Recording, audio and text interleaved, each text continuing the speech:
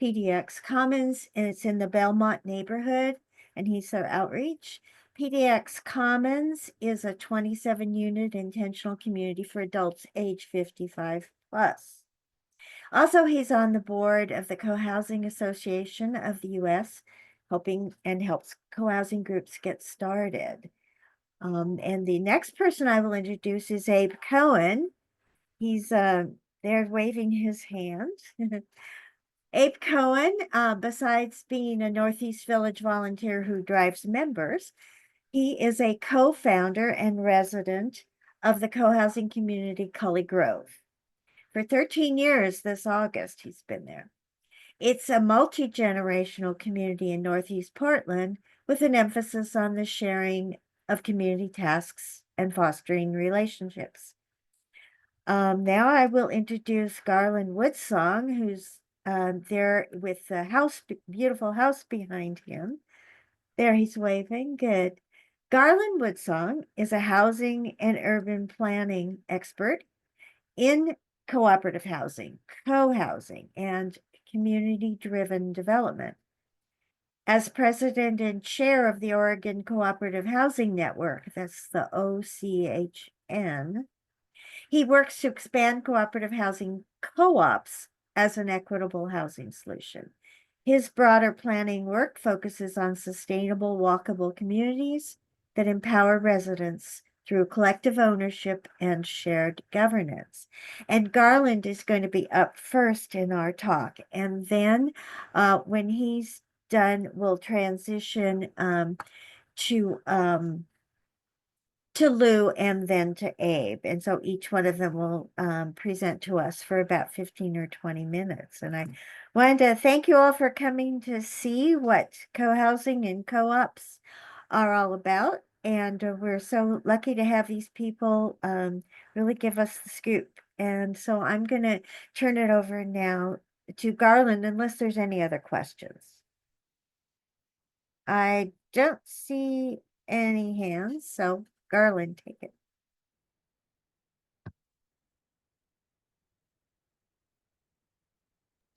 Quick tech check. Everyone see my screen okay?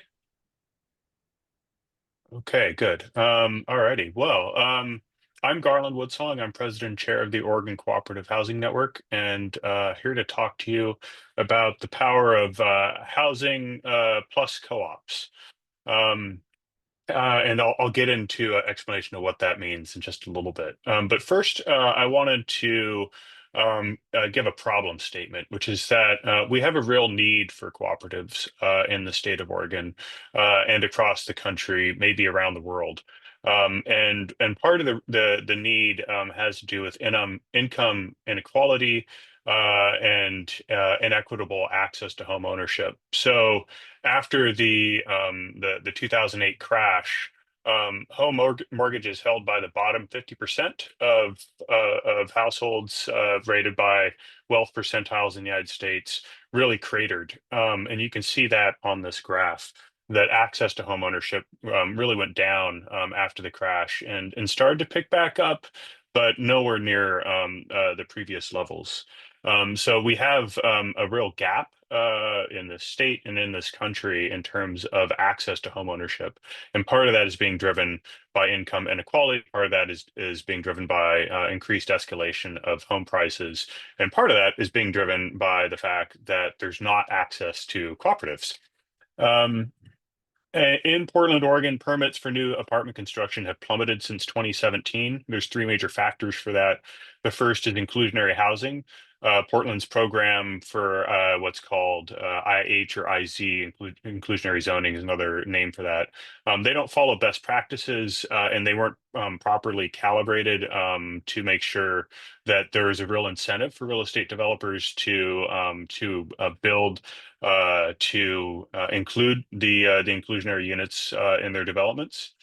On top of this, the second factor is that new construction rentals no longer pencil in most Portland neighborhoods. The high end of the market is saturated, and the rents are already too high. And so it doesn't pencil to build new construction rental buildings in a lot of Portland neighborhoods. There's also no viable pathway to produce multifamily for sale units because of the development industry's fear of condominiums due to construction defect liability concerns. To my knowledge, there's one developer in town that's building condominiums. His name's Eli Spivak, and if you're not in an orange block development, you're not really in a new construction condominium.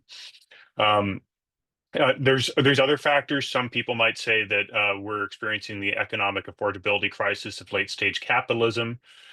Be that as it may, it's definitely true that hard costs have increased faster than incomes or rents. This chart is softwood lumber prices from January 2019 to August 2020. You can see how they just skyrocketed. I haven't updated this graph since it was made, but something happened after this graph is that softwood lumber prices started to come back down a little bit, just as concrete was skyrocketing. And so we've got this constant situation where the elements of hard costs, material costs, are constantly jockeying for, what's the most expensive this week, but nothing's coming back down in terms of your overall hard costs. And so therefore it no longer pencils to develop new profit dependent market rate housing that is affordable to middle income households in the most transit served locations of Oregon's largest city. So backing up, what is a cooperative? A cooperative is an entity that is jointly owned and operated by its members. It's normally a corporation, ideally a nonprofit corporation that's operated by its members for their mutual benefit to meet its members' common human, economic, social, and cultural needs and aspirations. A housing cooperative is hopefully a nonprofit corporation. Some of them are not nonprofits, such as Park Vista, and that's problematic. But one that owns real estate containing one or more residential buildings that is owned and controlled by its member residents. Membership, and thus the right to occupancy, is granted by way of the purchase of a share in the cooperative, and each shareholder is granted the right to occupy one housing unit. So how does a housing cooperative differ from other housing models? Unlike a single family home where the home and the parcel are owned fee simple by the owner, in a housing co-op, the co-op corporation owns the building and may also own the land. Unlike a rental, the residents of a co-op are member owners and thus can shape their own housing destiny. And I'll add, unlike a condominium, where the boundaries of what you own are defined as a three-dimensional box in space and recorded with the county recorder, the boundaries of a cooperative unit are really between the cooperative corporation and the member and can be adjusted, such as if you wanted to add additional units without having to go back to the county recorder and adjust recorded lines. So what is a housing plus cooperative? It's a housing cooperative that contains non-residential space that is used to produce economic opportunity for its members. Additional services or economic opportunities are integrated into the co-op, such as shared workspaces, businesses, or skill sharing networks.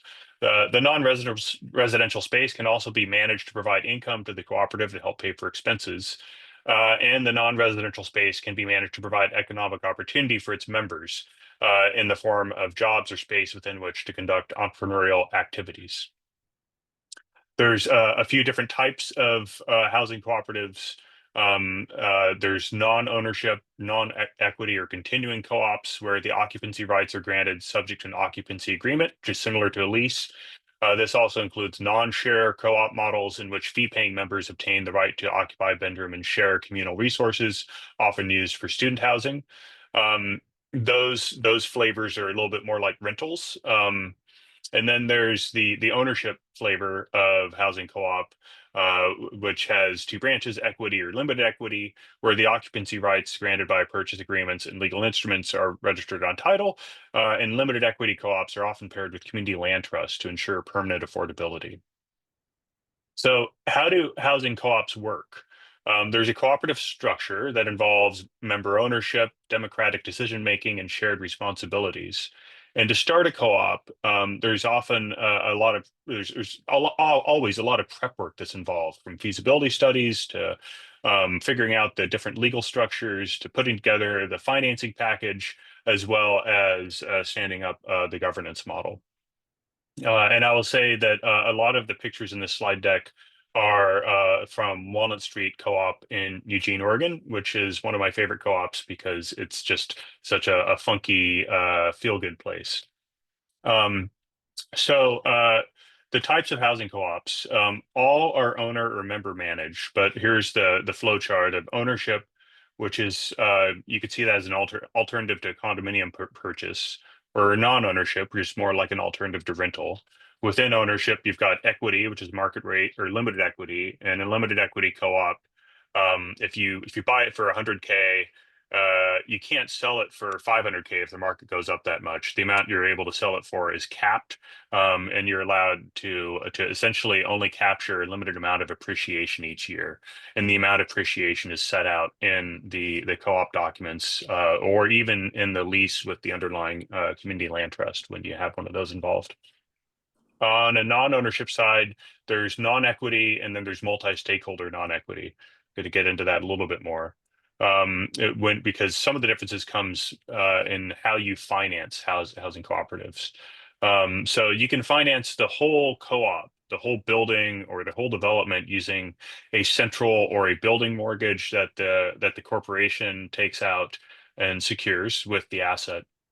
That can be combined with, or you can have instead of that, you can have share loans. On the ownership side, you can have share loans, which is a lot like a mortgage, except that rather being backed by real property, it's backed by the share.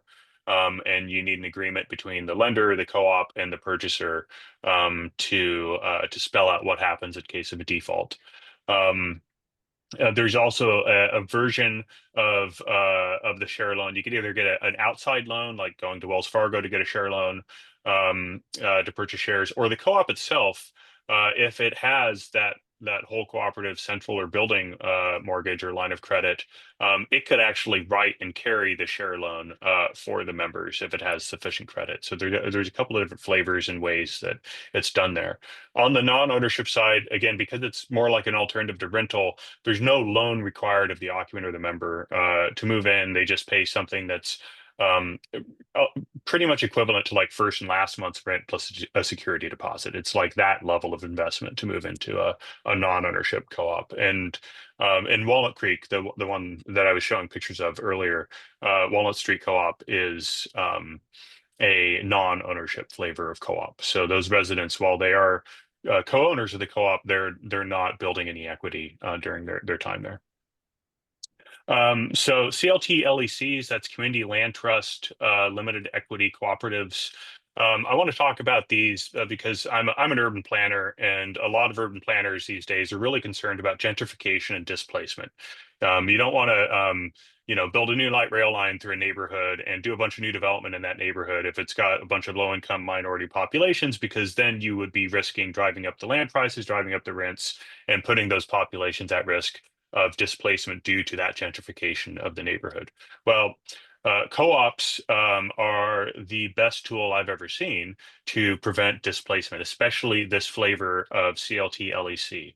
And because you're essentially giving residents the opportunity to buy in and be able to participate through an ownership stake in the community in the benefits that neighborhood improvements can bring. And so there's a combination of two guarantees that this framework provides: permanent affordability, resident-owned housing, ownership stake in the community, and that leads to that prevention of resident displacement. And the required elements are that the community land trust owns the land and the housing cooperative owns the buildings. And the reason you need that bifurcation in the structure is just in case the housing co-op 20 years down the road, everyone's place is worth $1 million and they decide to vote to cash out and all become millionaires. Well, there would go your permanent affordability for the development. So if the co-op ever tried to do that, you've got the community land trust to step in and say, no, actually, that's not allowed per the terms of our lease. You can't all become millionaires. You get your annual appreciation when you sell. That's it. The goal here is not wealth creation as the only consideration. The goal here is protecting permanent affordability of the housing. And I will say Square One Villages in Eugene, Springfield is the #1 example of CLT LECs on the West Coast of the United States. They're the largest developer of housing cooperatives on the West Coast of the United States today, and they are their own community land trust. When they create a new co-op, that co-op then nests within their organization, and they provide the protection, the long-term protection for affordability. And this image down here is an image of Emerald Village, which is a Square One project. So benefits of housing plus cooperatives, coming back to this idea of mixing housing plus non-residential space within the same co-op, is that it can lead to affordability through reduced housing costs, through shared resources and nonprofit structures. It can lead to community building with stronger social ties and mutual support. Economic empowerment, collective ownership leads to wealth building for members, beyond the wealth building that you would get just from buying and owning a residence and getting some level of appreciation.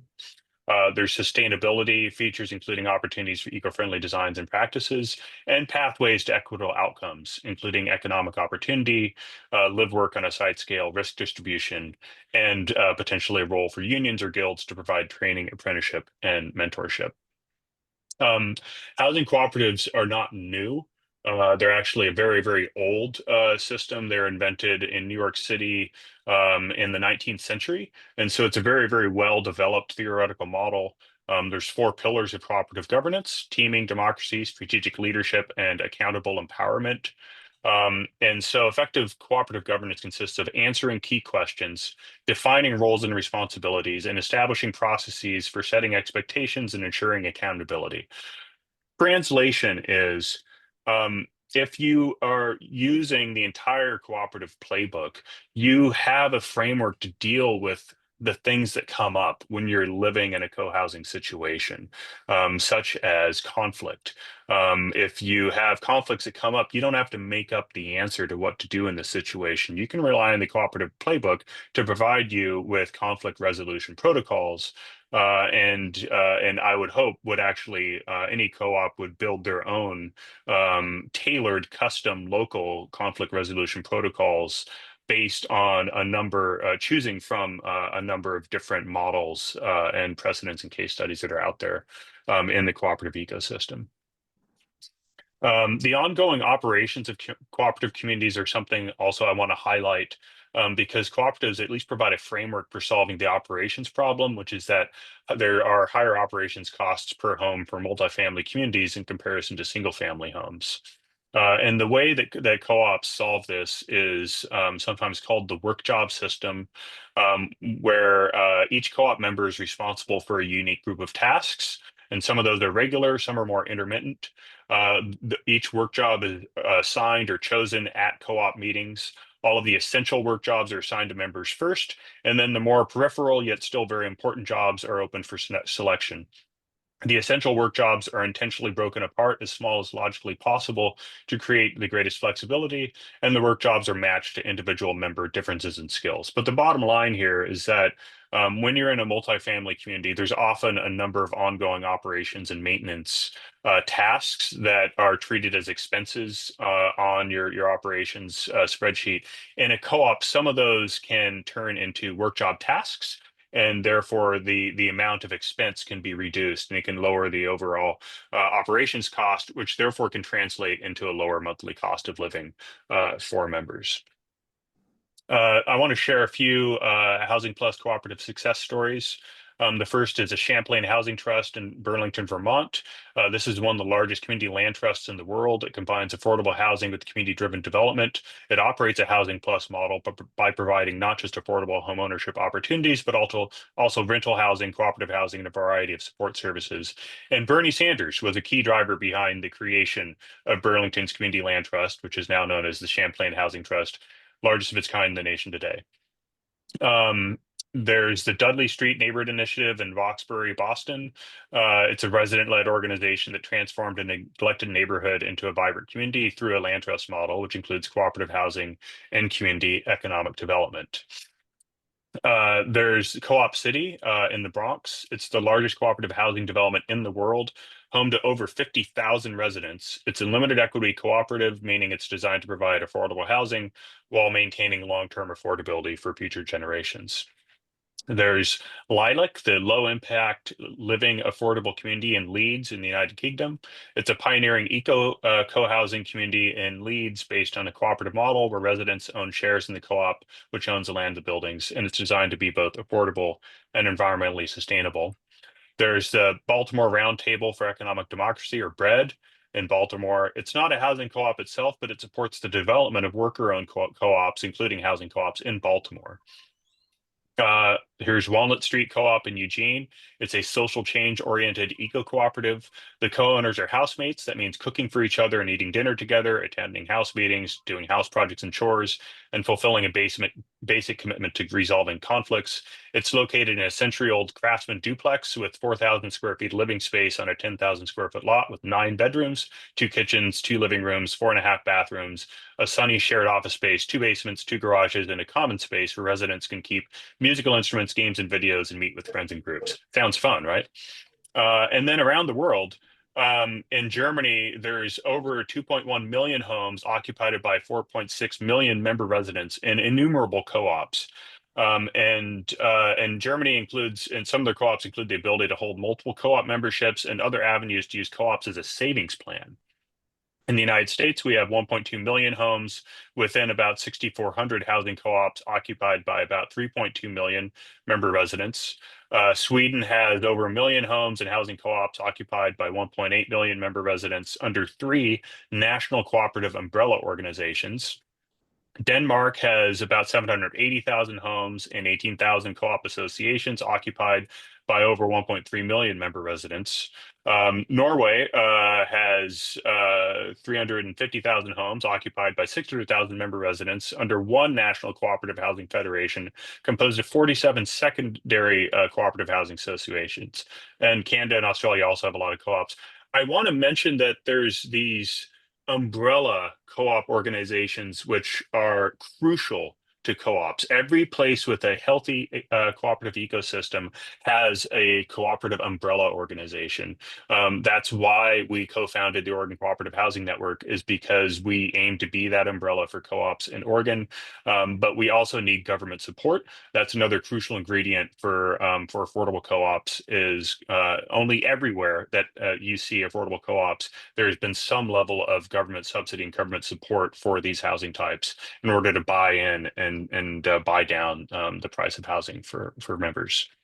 So I believe that co-ops could be a blueprint for a cooperative future. Cooperatives could become the acknowledged leader in economic, social, and environmental sustainability, could be the business model preferred by people, could become the fastest growing form of enterprise. But what's needed to enable more cooperatives is wider knowledge of this option, increased access to seed funds for cooperative startups, and communities coming together to make it happen.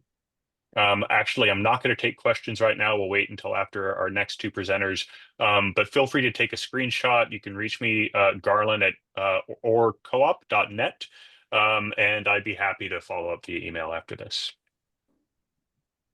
Thank you, Garlynn. Hold on to your questions. Keep them in mind or take a note of them. We're going to go right on to our next presenter, and that's going to be Lew Bowers, who lives in PDX Commons. Lew Bowers, take it. Hello, everybody. Hope you can hear me. Yes, my name's Lew Bowers. I'm one of the founders of PDX Commons. And as Jeannie said in the introduction, you've got my basic story there. Let me just say, Garlynn did a great job at outlining a lot of the problems about ownership and affordability, and that co-housing and co-ops are very close sister organizations. The philosophies are almost identical. There's just a few differences which don't really make that much distinction. But so this is an example of something that is very, very close, and we'll talk about that. First, what is co-housing? So a definition: a form of intentional community with private houses clustered around or incorporating shared space. Each home includes a private kitchen and shared space, including a large kitchen, dining area, laundry, recreational space, provides the privacy we're accustomed to with the community we seek. Again, that's very similar to co-ops as well. Little more deals about the principles of co-housing. Let me get these out. Like co-ops, really based on a participatory process, having everyone involved in ideally the development of the project, but certainly in the management and governance of the process. Co-housing is based on neighborhood design that encourages social interaction. It's all about creating a space where people interact with each other. That's key, as opposed to the single family house or the isolated apartment or condominium where social interaction is hit or miss. Co-housing always has common facilities and activities and shared meals. We have resident management, similar, a little bit similar to what Garlynn was talking about, although we don't have any paid staff. In this model, it's all done by our volunteers. And then we have a non-hierarchical structure and decision-making. That we'll talk about that a little bit more, but that's another basis. We want it to be a model of democracy.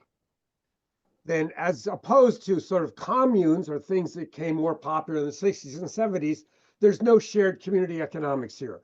We may have rental space, but this is purely a residential sharing. So history, this model came out of Denmark. Not surprisingly, you saw the numbers on co-ops in Europe, and a couple of architects went over in the late 1980s and kind of stumbled across it and brought the idea back. Katie McCammon and Chuck Durrett, and they've written several books, which are shown here. And they, in fact, Katie was one of our consultants for PDX Commons. So in Denmark, similar with co-ops, co-housing is a very significant part of the housing stock. So in the United States, we do have, this is a map from the Co-Housing Association of the United States. Again, as Garlynn said, it's very helpful to have a national organization to help lobby and spread the word. There are 180 self-declared co-housing projects. There are 20 are being built, and there's 75 to 100 that are forming. Of those, most of those are what we call multi-generational. And that means that the people are, of all generations, usually an emphasis on having younger folks that have kids. And it's a great place, it's a great place to raise children. Senior projects really focus on people at a different stage of life. It's a somewhat newer concept. It's kind of a result of the silver tsunami that's taken over many parts of Europe and the United States.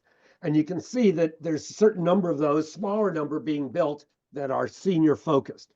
There's also co-housing in Canada and in those numbers. A lot of it, co-housing is based on the two coasts, as you might imagine, but there's some, and Colorado is also another hotbed, but there's also some in the center of the country. There are about 13 co-housing communities in the greater Portland area. So senior co-housing, same idea, it's just you design specifically for seniors. So you're not going to have steps, you're going to have universal design, you're going to have things that make it easy if people become mobility challenged. You're focusing on active aging in a community setting, and you're prioritizing residents' interest and sharing the journey of aging. We're on this path together. Social activities tend to be senior focused rather than child focused. So residents develop careful agreements about mutual support, co-care, and also its limits. This is neighborly care, not health care.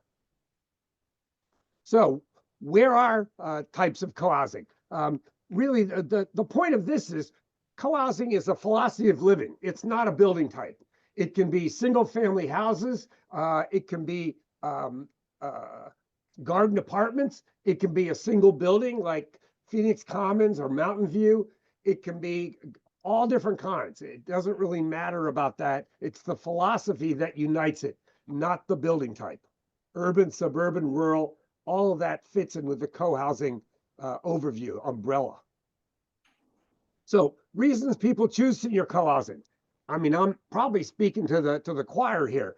A lot of it is health, keep us fit. A lot of it is caring for each other. The reduced maintenance of not living in your single family house, the safety and security of having people around you. The big one for me, I think, is connections. It is really a really good antidote for loneliness. And as we all know, loneliness is one of the real problems for seniors that are living alone. A lot of people want to not burden their children. Food and meals, having shared meals together is an important piece. Most co-housing is very sustainable, so we're concerned about the income on the planet. We're trying to be with like-minded people, give us an opportunity to downsize. We don't need as much stuff anymore. We've been through that phase, and it usually makes financial good sense. So now I'm going to switch to PDX Commons. So PDX Commons is a 27-unit condominium. We're a 4-story building in Southeast Portland. We're actually 42. Wait a second. I lost my screen. Yeah. Back on this. Uh-oh, what did I do? We can see it. You can, huh? Yep. Interesting. I can't. What happened? You're on the slide with all the people. Yeah, I just can't see it. Wow. Can you Sorry. Alt Tab or Command Tab on your keyboard to get back to the Zoom app? You may have just lost focus and gone to a different app. Okay, great. Thank you. Garlynn's great. Okay, PDX Commons, as I said, 27 units. Now, we are a condominium, and here's one of the distinctions for the co-op. Condominium and co-op are really different legal models. Philosophically, co-housing has a lot to share. I think the same philosophy as co-ops. However, we found that it was very difficult to be a residential co-op in Portland because it was very difficult for members to get a mortgage on their individual home. And I'd love it if Garlynn could talk about that, because I think the co-op model is really better for co-housing, but the financial institutions are just not as familiar with it. And that was the hurdle that we had. So we are 35 individuals, 55 plus. Let's see, our youngest member is 60 and our oldest member is 84. We've been in our building since 2017. We have good transit, we have parks nearby. It's a very vibrant neighborhood. Many of you are probably familiar with this Belmont area and Hawthorne neighborhood. Okay, now I have to get it to progress.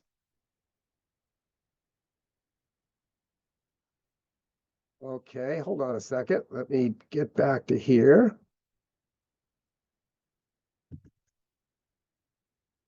I'm gonna stop share and reshare because I've lost the ability to progress it.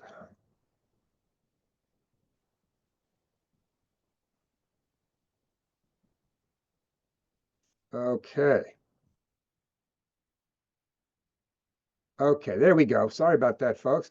Okay, so PDX Commons, again, member-owned, member-managed. Everyone shares the work and shares the fun. We are, as far as we know, Oregon's only operating senior co-housing community. The owners you're looking at here, this was our groundbreaking. Again, about a third couples and about 2/3 singles. And of the singles, they're mostly women. We have 2 single men at this point, mostly retired, all different kinds of professions.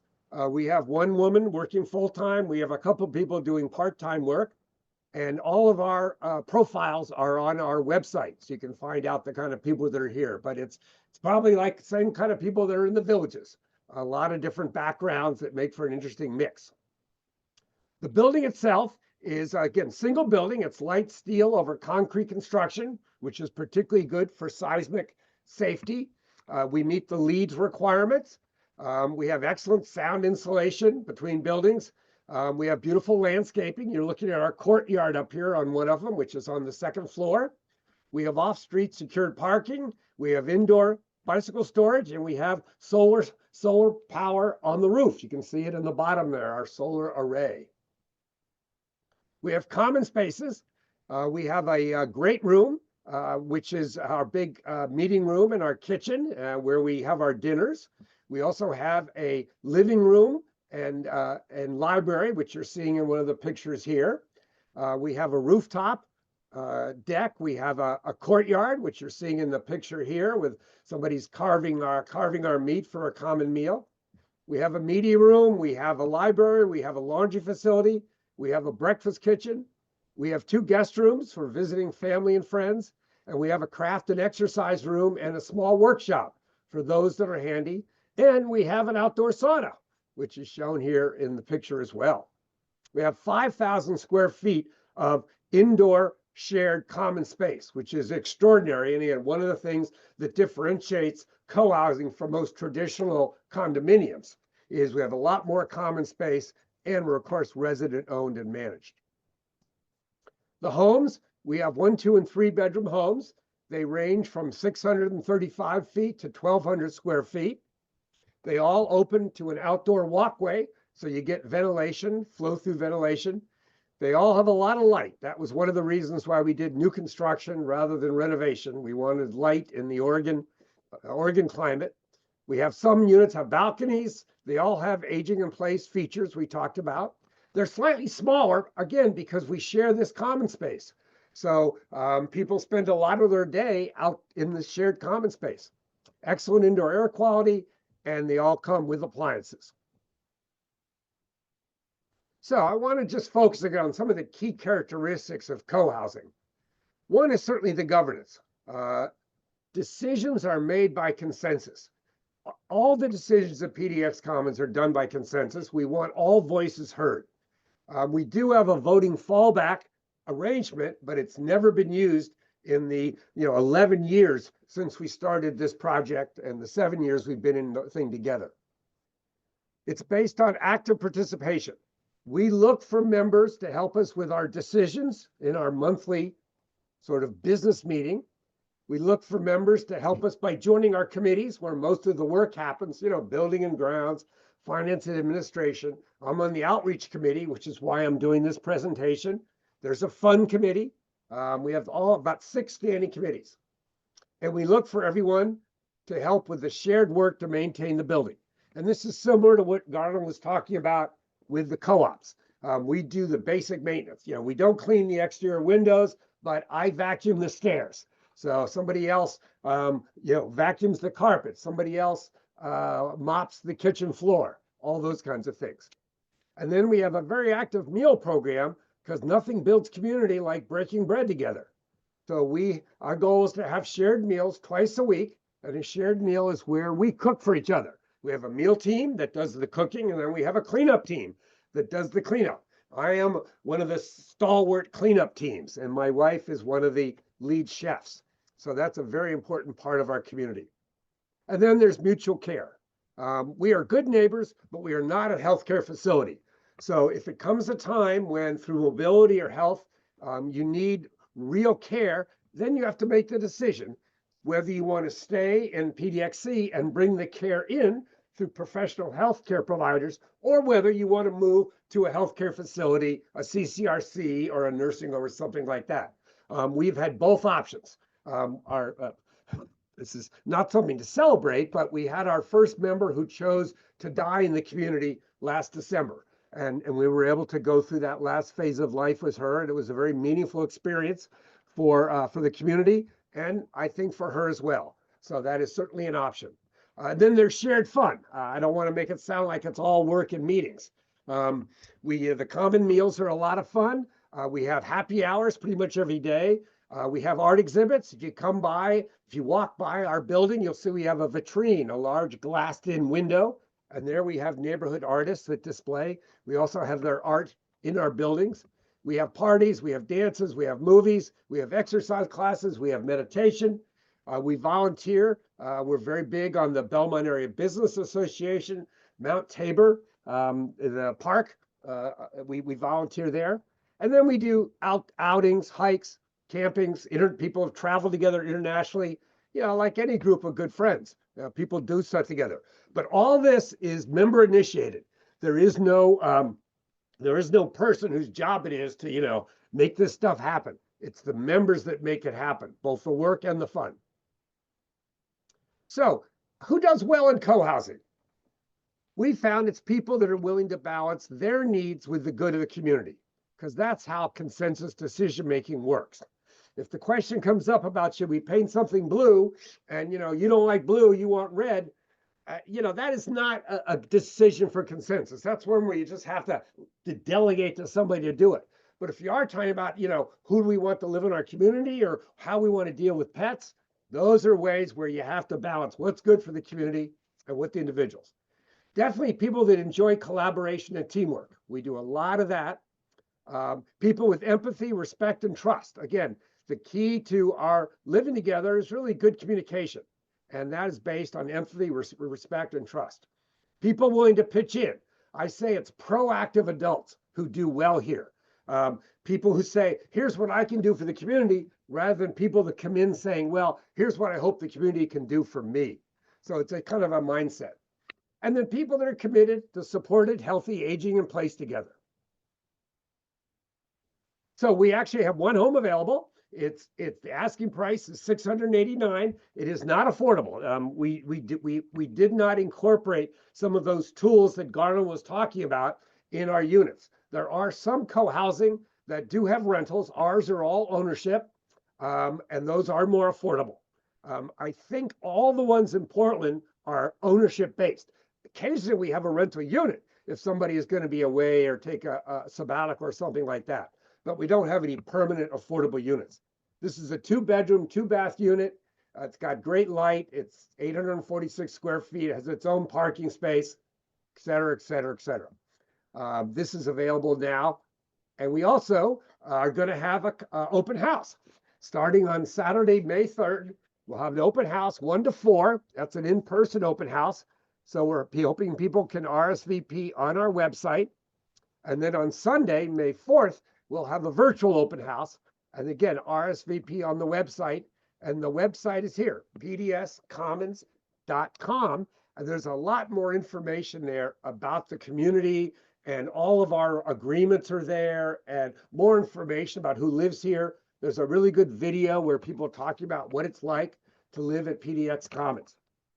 So I have sort of motor mouthed through this presentation faster than I thought I would, but that's okay. I will be happy to take questions at the end of the program. So I will turn it back to Jeannie. Okay, let's get your slides. Oh, now I can see everyone. Thank you, Lew. It's now time for Abe to start. Abe Cohen of Cully Grove. Thank you, Abe. And take note of your questions for Lew, please. Hi, I do not have any presentation to put on the screen. I came here to share basically my personal experience of living in a community. I am so impressed by the co-op model. I want to move there right now because that is the solution, in my opinion. Well, one of the real positive solutions to the housing problems that we have. My passion about co-housing is the loss of community, the loss of human connections that our society is experiencing and has been experiencing for quite a while. And I want to rekindle that. I want to have some kind of input in creating relationships that are meaningful and make a difference. We live, our community is different than the previous two described. We live on 2 acres. We are 16 units, mostly duplexes and triplexes. We do not have homes that are designed for aging in place, and that is going to be an issue for some of us. We have an emphasis on significant open space and significant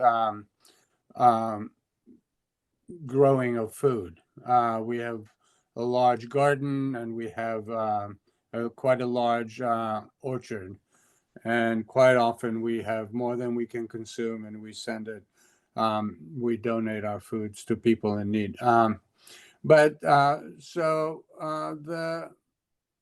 The physical structure of co-housing has been described by Lew, and the philosophical aspect of what Lew described is what co-housing is all about: shared space, shared relationships. It's what you do in those relationships that's important to me, and how you do it. As human beings, we're quite complex. We don't have good role models for living in communities. What I love about our community is that it feels like a small village. It feels like going back a century or two, and it's not ideal. There are lots of issues that come up about living together as human beings, different backgrounds. We cannot select our members. They're all self-selective. We are a condominium, really, by definition. So anybody who sells a home here puts it out on the market, and anybody who can bid and get accepted can move in. So we cannot control or screen any of our members. We are also quite a multi-generational community. We have between a third and a quarter of our, more like a third of our residents are minors. We have like seven toddlers, so, 2 or 3 infants. It's very multi-generational, and that is, I do have 3 children. I raised 3 children. One of them lives here in town.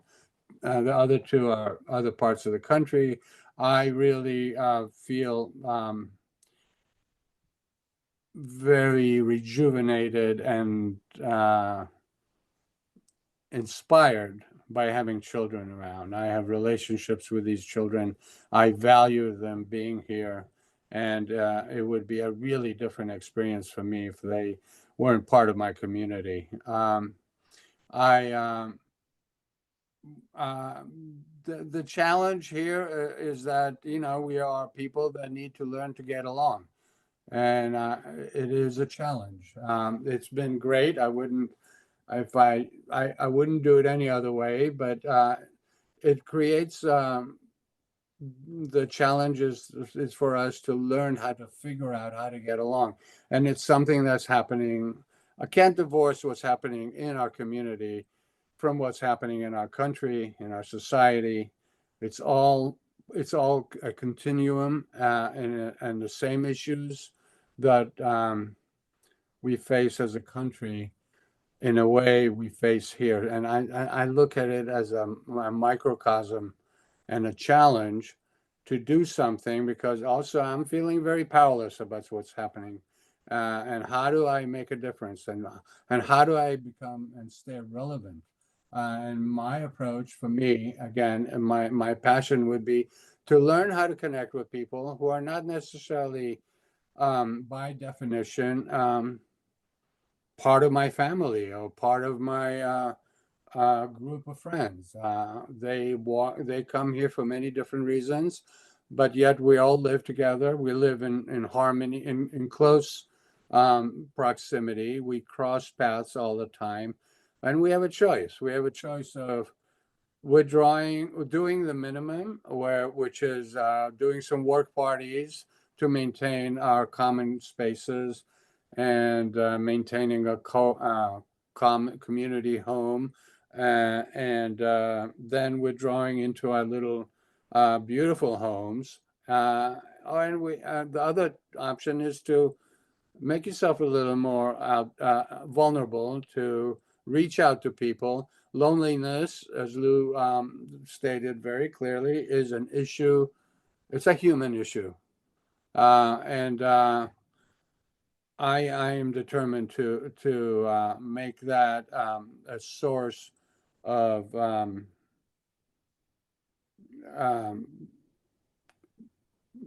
goal of mine, to reach people who are learning and yearning to have more connection. And so I don't really have a lot more to say. I would invite you to come visit us. It is not unaffordable. And I would have liked to live in a more affordable, less homogeneous environment, and it just is not happening for me now. But I try to do other things that would expose me to multiple facets of our society, because our community here, a home here goes between $700,000 and $850,000, and that's not affordable. And but the people are still they have needs, they have issues to deal with, they have demons to deal with, they have resistance, and they have a desire to communicate. And the kids are the spice of my life right now in this community, because they show us what you just put these kids together and they immediately get along, and they play, and they don't have they don't form a lot of barriers, and we see them as they grow up. We have kids here now who are, so we've been in existence for 13 years. Some of the kids are teenage. I've known them as long as almost as long as their parents have, which is quite a treasure for me. I feel so fortunate to be able to experience all that. So really, what I'd rather do is open it up for questions. The main issue for me is the communication and development of relationships amongst people. So take it away with the questions. Thank Abe? you, Abe. I really appreciate you making the comments on all of these themes that we've seen here. Okay, Abe? yes, go, Terry, you take it. I just wondered if we could have Abe, since you didn't really use much of your time. I had a question in the chat to just have you talk a little bit more about the facility there, and like how many units do you have? How are the units powered? Because I mean, you're living in a co-housing community that's like, Eli, you didn't even mention Eli, I don't think. And he's kind of a major player in this whole movement here. So I just think maybe having a little bit more about that and what other amenities you have on the property, that kind of stuff would be interesting for people to hear, because it's kind of unique in some ways. Yeah, I mean, we have a very special community. It's on the physical level. Eli is quite an innovator. He built some really highly efficient homes. They're energy efficient. They're well insulated. We have solar energy. They're all. We have 3 single-family homes that are quite large, probably 2,400 square feet, with 4 bedrooms, 2 bathrooms, and basements. The rest of the units we have a total of 16 units. The rest are duplexes or triplexes. They're all 2 stories and about 1,500 square feet each. Half of them have basements and half of them do not. We do have a common house. We have 2 rooms that we rent out up on the second floor of the common house, that guests come and stay, either family guests, or sometimes we have people who email us and say, we heard about you, we want to come and stay here. And as long as one of our members is willing to take responsibility for the guests, they can stay here for an incredibly cheap rate. It's a secret lodging place. We don't do meals together. We have lots of potlucks. We have a bi-weekly poker game that I organize, and it's about it's about pennies and nickels and dimes. It's not about the game, but it means that we sit around a table. For 7 of us, we'll sit around a table for 2.5 hours and get to know each other. It's all about that. we have a lot of very dedicated and passionate gardeners in the community. They know a lot and they love to work the earth, and we have a beautiful garden. Each unit has a plot. That's some of the residents choose not to use their plot, and so we uh, created a common space where some people will grow. We will grow some products, some vegetables that is available to an entire community, and also to donate to the neighborhood people and to food banks. What else? Ask me some more. Like I said, the thing about what I wanted to talk about is the relationship part of it. The physical component is we live in a very, very beautiful place. I feel really lucky to be in that space. The challenge is making it work in a different way, not just getting along, but getting some significantly different relationships than just having good neighbors. I want to dig a little deeper, and that's my personal passion. I'm not saying it's what everybody is into, and that's where I'm choosing to focus. Let's see. Are there any other? Is there anything else? I don't think so. Do you have any other questions? Thank you. I'm good. Okay, Jeannie, are you going to moderate now? I just wanted Abe to answer that question, but you can take over. Well, I have some questions and I'm taking new ones.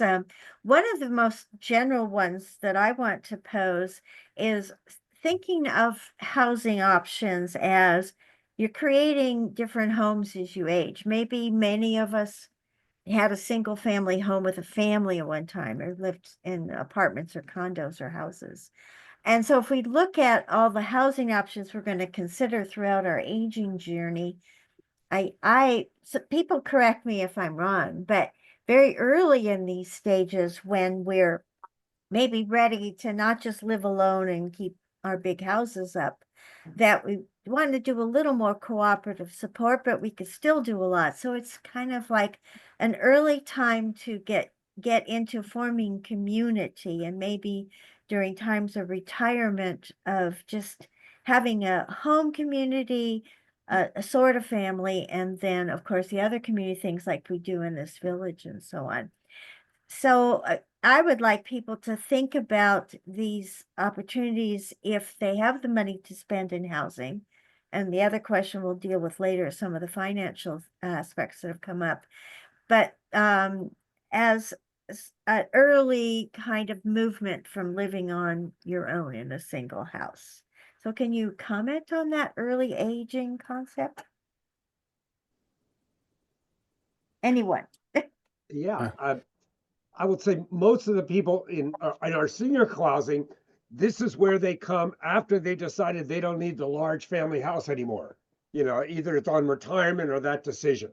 And the theory, which is proven true, although I can't statistically prove it, is that living in co-housing or in co-ops, what you have here is three models that are very similar. I mean, basically, we're all very small differences.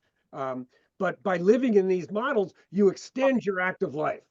So you remain vital, connected, as Abe's talking about, active, and this allows you to continue to live as independently as possible longer. If and when you need, more serious health care, as I said, then you have to make a decision what you need. But I think this is that perfect model for that active aging. From whatever, 60 to 85 or whatever, 55 to 85, whatever you want to call it. That's where most of the seniors in co-housing are from.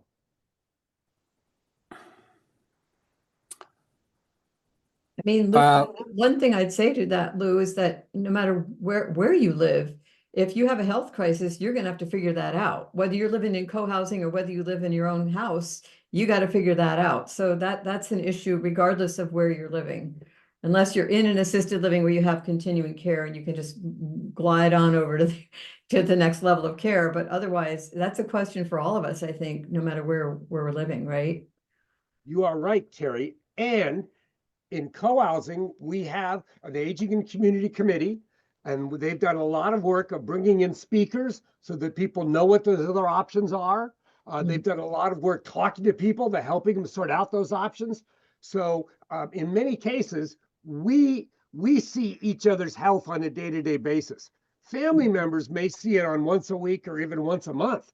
So we're in a position to really raise a flag and say, hey, you know, it may be time for you to think about additional care. So yes, everybody ultimately has to make the responsibility, but here we have, I think, a supportive atmosphere. That might be one of the small advantages of senior co-housing over multi-generational, and it's purely a judgment call, is that it's easier to have that focus on being senior here, because if you have children, they should be the focus. I mean, raising the kids should be, as Abe said. So it's just a small difference, but I think in senior co-housing, we're all in the same stage of the journey, so we can really focus on it together and hopefully help each other along that journey. So you're not quite as isolated as you might be if you lived alone. Let me add to that. I agree. We don't have a good model for aging in place, our community. And as a result, we have started talking to each other about what is going to be happening in the near future to some of us, as we're going to need some assistance. And this is a conversation that's just starting, but I think the goal is to figure out a way to share some resources, because we do have homes that are, we can modify some of them, or like the idea is that we're toying around with is, what would it be like to share a caregiver? If 3 or 4 or 5 families got together, we can easily create an independent, like an apartment for somebody to live in. We can pay them, and we can all share their excuse me, their services, instead of having to go somewhere where the services are more available. I'm losing my voice. Thanks, Abe. I'm really happy you really addressed some of this sense of community and a sense of changing as we change on the aging journey. Those are really good points. I want to start with some of the financial questions that people have had. The first one I will ask has come from my attendance of many housing fairs. People love to go to the co-housing tables and ask questions, and the co-housing communities are often looking for people to help build one or to join one. And people come away with a sense of, oh, that's even more affordable than having my own house or condo. So we want to we want to ask you about that, about the affordability more, if you have anything more to say. Plus, we're going to go into some of the points that Garlynn made about the maybe that some of the cooperative kinds of structures can promote affordability a little more. So do you want to comment on the expensiveness? You both did already. I can talk about co-housing, and I think Garlynn did a good job of listing some of the tools that can be used to create affordability in either a co-op or co-housing, community land trusts, etc. I'm going to be blunt. There's nothing intrinsic about building co-housing that's affordable. If you're building new construction, it's what it costs. And we have a national housing crisis. It's not a co-housing problem or a co-op problem. It's a national problem. So if you build a new co-housing project from scratch, that's what it's going to cost, unless you get subsidy, unless you get, which usually comes either from the other members or from some governmental or philanthropic source. So PDXC has no subsidy. So what it is a market rate co-housing. So there's nothing about it, about buying in, that is intrinsically affordable. Some co-housing does have units that are subsidized. Some of them have permanently affordable rentals, like Garlynn was talking about. We just don't have that model at PDXC. However, I would argue that living in co-housing is more affordable because you've got all the sharing and, you don't need the idea. It's the single family house versus living in community. So that can be more affordable. But in terms of the actual cost of construction, unless you use those tools, it's market rate. So that's the reality for most of the co-housing communities in Portland are market rate ownership communities.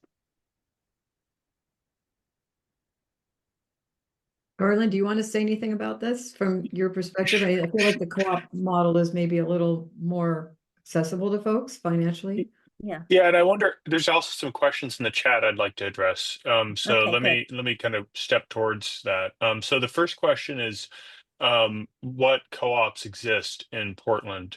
And the answer is that, to our knowledge, there is exactly one official housing co-op in the city of Portland. It's existed since 1957.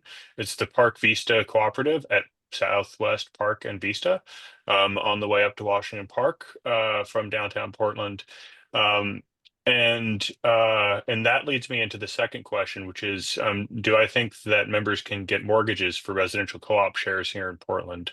The members of Park Vista, or the members of the board rather, are currently working with On Point Credit Union to try and explore an answer to that very question. The answer to date has been no. There's been no financial institution willing to write share loans in the state of Oregon. And I believe, Lew, this is what you ran into when you're starting your co-housing community. But we're not giving up. And so we believe that credit unions are probably the best answer to help to jumpstart the share loan economy here in Oregon. If we were in New York City, there would be any number of credit unions, private banks, Bank of America, even Wells Fargo. Those banks will write share loans in places like New York City and Washington, D.C., where there's a market, where there's comps, where they, there's a precedent, where they're not taking a risk, where they're not the first mover. Bankers never want to go first. Bankers always want to follow someone else who goes first. So there's not going to be any private sector commercial bank that's going to write the first share loan in Oregon. That has to be done by a nonprofit financial institution such as On Point. So I hope to share good news later in the year about On Point writing the first share loan for someone purchasing an existing co-op unit at Park Vista, but we're not quite there yet. It's still a conversation. But let me just interrupt you briefly. Co-op is a better model. I wish PDXC was a co-op. If we can solve that financing model, it's the better legal model than the co-housing condominium model. So all those points he's saying are absolutely relevant to co-housing.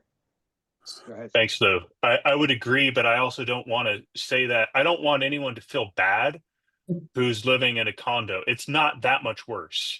It's just a little bit different, okay? And co-housing and the sharing and the building of community and the sharing of resources, that's the number one thing. We just believe that, especially because the real estate developers are all gun shy about building new construction condos, that we need to have an alternative in the marketplace so we can still have new construction for sale multifamily in Portland. We believe that co-ops is the best model, but the number one barrier is financing. I don't want to try and cover that up. It's something that we need to daylight, and we need to have loud conversations with the powers that be, whether it's at the state of Oregon or Metro or the lenders or the community foundations, to make them aware that this model exists, that there's a lot of demand for it that's pent up, and that the only reason they're not seeing it being delivered is finance. I want to also address Pat's question about why co-housing is so expensive. If one of the goals is affordability, I do happen to know some of the answers to this. For Cully Grove, the answer is zoning. The reason why you only have 16 units on 2 acres is because it's only zoned for 8 units per acre. So they literally could not build any more homes in that site when Eli pulled the permits for it. And so, if you were to build more homes on Cully Grove, they could be offered for a lower price point because you've already paid for the price of land. And so where all of the existing prices are including land and the cost of the home, any future homes that are built there could be just the price of the home, lowering the price point. And the other thing that's contributing to this is just, it's freaking expensive to do new construction, right, Lew? Like, your building was not cheap. And actually, it was built with the benefit of much lower construction costs than we're seeing today. I wear multiple hats. I'm also the executive director of Place Initiative. We're a national nonprofit focused on elevating urbanism as a climate strategy for equitable outcomes. And we are working to write a book on how to start and run a co-op with Somos Mayfair. They're a community group in East San Jose, California. It's where Cesar Chavez lived when he was doing his Chicano organizing. So it's a heavily Hispanic community. They're looking to start their first co-op, and the bids that they've received are something on the order of $1 million a unit. And this is something that they want to be affordable. So you can see that the only way they're going to get there is through a lot of subsidy. Luckily, they've got some friends with this Silicon Valley Community Foundation, as well as the city of San Jose. I think they might be able to get there, but still, that's crazy. That's crazy. So part of why co-housing is expensive is this a hard cost. Part of it is zoning in certain locations, and part of it is if you want to have lower housing costs, you really have to design for that as an outcome during the design process from the beginning, and then you may be able to find ways to get there. But if you don't specifically aim towards that as an outcome in this market with all the headwinds, you'll never get there. There's one more question, which is there a minimum number of units before creating a co-op makes sense cost-wise? I think that there's a couple of different answers to that, and it depends on who you talk to. If you talk to a traditional nonprofit housing developer, they'll say 100 or at least 40. When in a conversation with Somos Mayfair, they said at least 20. However, Square One Villages has done one that's affordable, and it's got 6. That was a house hack where they built a single family home and an ADU, and the single family home had 4 units in it, and the ADU had 2 units in it. So they got it permitted as 2 units, but then they divided up using the co-op into 6 units. And so through kind of a house hacking methodology, they were able to provide affordable home ownership at 6 units. So that threshold varies based on a lot of things. I would say the number one consideration is the finances of the sponsor or the cooperative developer. And I think I'll pause there because I just did a bunch. To what extent is there a membership fee or a monthly fee applied in the ones that we've been hearing about today here? Let me answer that. We have an HOA fee, a monthly fee. It's quite low, actually. It's about $130 a month. Half of it goes to utilities, actually, water and garbage and recycling. The rest of it goes to creating a contingency fund for future needs and expenses. And then another portion goes to ongoing maintenance expenses. So it's quite low in that sense. I mean, we pay our own property taxes, our own insurance, so that's separate. Got it. If that helps. PDX Lou? Commons has the same deal. We are a condominium. We have an HOA fee. It covers the same kinds of things Abe said, although we are one building. So ours pays for, redoing all the systems in the building eventually. So ours runs from $600 to $900 a month based on the square footage of your unit. And Park Vista Co-op is they are not taking advantage of the work job system, and they have hired residence managers and professional help. And so their fee is something on the order of $2,000 a month. So I just want to put that out there. There's nothing inherent about one particular model that leads to affordable outcomes or not. It's the decisions of the members and the managers on a day-to-day basis and the decisions that were made during setup that leads to these fees being high or low. Okay. Housing is a political issue, really. I mean, we can't do it in the free market and try to get it to be affordable to lower income people. Unfortunately, it's horrible. There's a lot of things in a society that is not structured to take care of people who don't have as much income. It's the same with healthcare. It's the same with all kinds of issues. That's I'm very intrigued by the co-op model because it seems a little more affordable. And the other thing too is that if you move out, if we go to a small town or a rural community, you're going to really lower the cost if you want to do that. If you want to do some co-housing projects in the middle of nowhere, which there's nothing wrong with that, but it would cost a lot less and be much more affordable, and you'll still have your community. We chose to be in Northeast Portland. It's an expensive place to be, to live, to build. There's no way around it. Are there some other questions? We Jeannie, wanna we're get, at time. We're really at time, guys. We're over Okay. time, actually. Tracy, do you just have a quick question? Because I think this needs to be it. It's not a quick question, I'm sorry. You want, all right, well, I'm like torn because I want to give you time and also honor the fact that we're over time and people may need to leave. I guess I have a one quick I can just another stay if you question want that to I could, ask. Mike, I have a quick question that I could follow up on later. So I'm curious from Garlynn if anybody has talked to the Portland Community Land Trust about doing, I don't remember if any of their properties are co-housing, but have they been a possible resource? And if it's a yes, no, then I'd know to sort of to check in with them. When you say Portland Community Land Trust, do you mean Proud Did they- Ground? Oh yeah, they changed. Sorry, long time. Yes, Proud Ground. Yes. We've talked to them. I would say that they are interested in co-ops, but they already have essentially like their strategic plan and their business plan kind of laid out. And co-ops aren't really a part of their model. And they would run up against the same issues with co-ops that anyone else is regarding financing. And so Mhm. I would say that they are interested in the co-op model, but they need to learn more.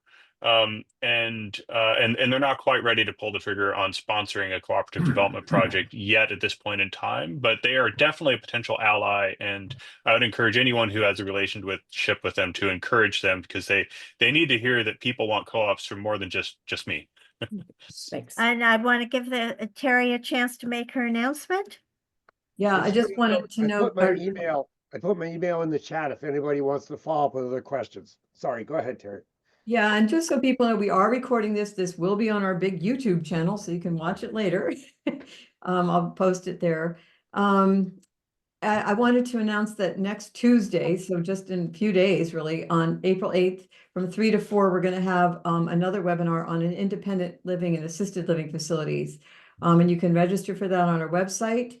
And then last but not least, we have on the April 29th, we're having a housing resource fair that's open to the public at the Rose City Park United Methodist Church. That's all on our events calendar if you go to our website. And that's also free and open to the public. We'll have, I don't know, we have at least 15 or 16 different organizations, entities, businesses, what have you, who will be there. And, it's free and open to the public. So that's from 2 to 4 p.m. on April 29th. It's a Tuesday. You can get more information about that on our website. So just wanted to put in a plug for that. And thank you to Jeannie and to Abe and Garlynn and Lew for your wonderful presentation. It's very interesting. And we got to figure out this money problem. It's really, it just seems to drive everything that we talk about anyway. But I appreciate the inspiration, and these are great models for us to get behind, in my opinion. So thank you. Garlynn, are your slides available? Yeah, I'm happy to share them. Send me an email and I'll follow up. Great. Okay, Thank you. All right. Thanks, everybody. Have a great rest of your day. Thanks.